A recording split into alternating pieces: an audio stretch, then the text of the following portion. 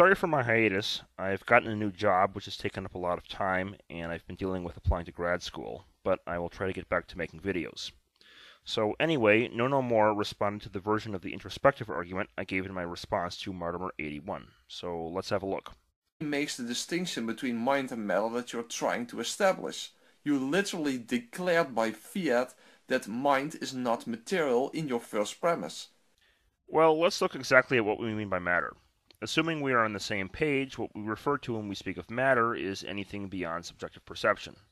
And since we cannot know of anything beyond subjective perception by definition, everything we know of when we speak of the mind is not that which we refer to as material. Hence, the mind is immaterial. In fact, in the words of Max Planck, I regard consciousness as fundamental. I regard matter as derivative from consciousness. We cannot get behind consciousness. Everything that we talk about, everything that we regard as existing, postulates consciousness. Yeah, I know that you believe that, but that's the conclusion C1 you try to draw from the first two premises. Well, maybe I shouldn't have phrased it exactly like that. A better way to phrase it is as follows. P1, our minds have the property that they could exist in a possible idealist world. P2, matter does not share this property. C1, thus by Leibniz's law, matter and mind are not the same thing. Now you might make the argument that the first formulation is question-begging, but I think the core intuition here is valid.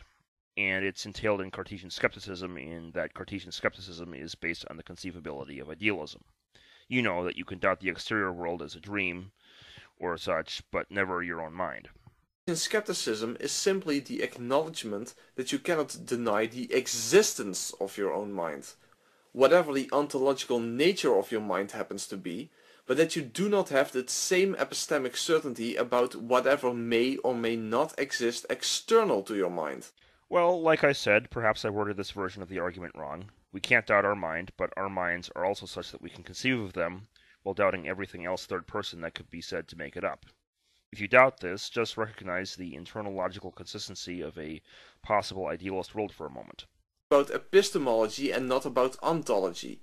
It's about existence versus non-existence, not material versus immaterial. But the idea is that you can derive ontology from epistemology using modal logic. Well, you can't reduce the internal to the external, though. That's kind of the point behind Levine's explanatory gap. Everything internal can in principle be conceptually isolated from everything external, such that the external cannot reduce to the internal. You know that something that you can label as I, or that which thinks, exists, but you do not have that same certainty about what may or may not exist external to this I. We agree. Therefore, whatever the mind is, it cannot come from something external to this mentality, since we already know our own conscious experience. You have epistemic certainty about the internal, at least regarding your immediate experiences, but epistemic uncertainty about the external. Which is why I know whatever the mind is, it cannot reduce to something external. Otherwise, I would have epistemic certainty of the external. This has nothing to do with ontology in the first place. Nothing about this, in and of itself, tells you anything about the ontological nature of what you consist of.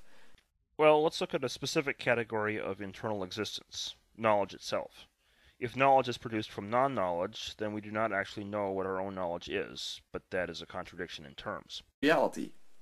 In other words, that it has some sort of place in reality, but you don't even know what sort of place it has. Whether it's fundamental or not, or whether it's the only thing that exists. This is sort of outside of the scope of the argument you are critiquing here, but let's take a look at that anyway. Is it possible for the mind to not be fundamental, but rather emergent? Well, if we consider that emergent things are only comprised of syntactical arrangements of fundamental things, this would be a problem if we want to argue that the mind has anything more than syntax. But as we can see from Searle's Chinese room, the mind must be more than syntax, and so the mind must be fundamental. And if we are both monists and believe in only one fundamental substance, we must conclude that the mental substance is the only fundamental substance. Yes, you can doubt anything, including your own existence, but that very act of doubt already requires your existence. That's the point of Cartesian skepticism. Right, but I was thinking along the lines of what else he did in getting to that point in the Meditations. The fact that he could coherently doubt the external world, but not his mind, means that his mind has a property that the external world does not. Namely, the property that it can be conceived of in a possible world wherein the external world is an illusion. Premise 1. You believe God is fundamental, namely a metaphysical necessary being. Premise 2. I can doubt the existence of God. In fact, I very much do, and this is simply an incorrigible mental state. Premise 3. If I can doubt the existence of God, God's existence cannot be fundamental, which is simply your assertion that if you can doubt something, it cannot be fundamental. So, the conclusion would then follow that your belief that God is fundamental is false. Right, but what I'm getting at is that when thinking about what your mind necessarily is, I just don't think you can do premise 2 coherently. A postulation of atheism requires consciousness. Consciousness in turn entails the hard problem and the interaction problem, which entail idealism and thus God. So, of course, atheism is incoherent. It's a kind of syntax error in consciousness. This is not to say that one cannot be an atheist and postulate premise 2. It's just to say that it is not coherent to do so.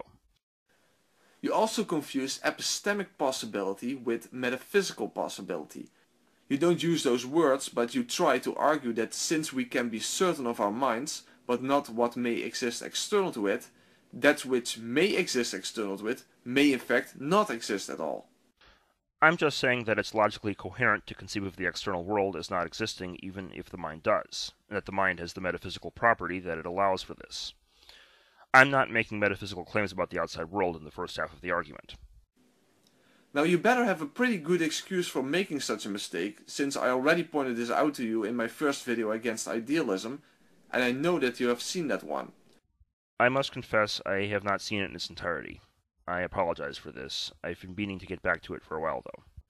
And on top of that, you've misrepresented Cartesian skepticism, which I find ironic since Descartes believed in God like you do, believed in the same God as you do, believed in the immateriality of mind like you do, and you still misrepresented him. Look, this little clip of the video was sort of off the cuff. Firstly, I wasn't meaning only the cogito, but the train of thinking leading up to it also. Secondly, I think the basic intuition was valid even if my exact formulation had issues. The ability to consistently doubt the outside world but not your mind could be restated in terms of a modal logic argument for the immateriality of the mind. If you want, though, I can replace the first part of the argument with any number of other fairly straightforward ones, be they Mary the Color Scientist, Plantinga's EAAN, Chalmers P-Zombies, etc., etc., etc. But you will need to go beyond mere Cartesian skepticism to derive at conclusions about these subjects. Okay, fair enough. I'm constantly tinkering with the introspective argument, and notice the parallel between Descartes being able to doubt the external world but not his mind, and the modal logic arguments based on possible solipsist, or if you reject that, possible idealist worlds. So I thought that maybe it could be tied directly to epistemology, but perhaps I'll just go back to modal logic arguments for that branch of variations of the IA then. Well, that's it. Talk to you later. If you liked this video, subscribe, and don't forget to check out my novel, Alaris, The Lances of Light, on Amazon Kindle in the description below. Now you can find us on Facebook at Idealism and Science versus Atheism. This mind is the matrix of all matter.